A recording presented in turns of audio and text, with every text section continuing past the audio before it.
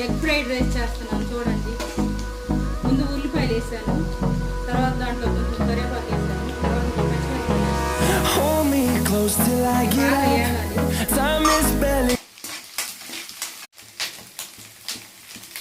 Rice వేస్తున్నాను చూడండి. మా పెద్ద అబ్బాయికి క్యారేజ్ పంపించాలా, అందుకని ఈరోజు ఫ్రైడ్ రైస్ చేయమంటే చేస్తున్నాను చూడండి.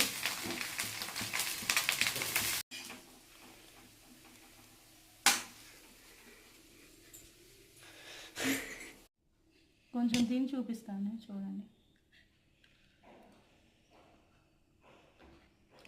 చాలా బాగుంది. లైక్, షేర్, కామెంట్ చేయండి ఫ్రెండ్స్. ప్లీజ్ సబ్స్క్రైబ్, లైక్ చేయండి, సపోర్ట్ చేయండి. థ్యాంక్స్.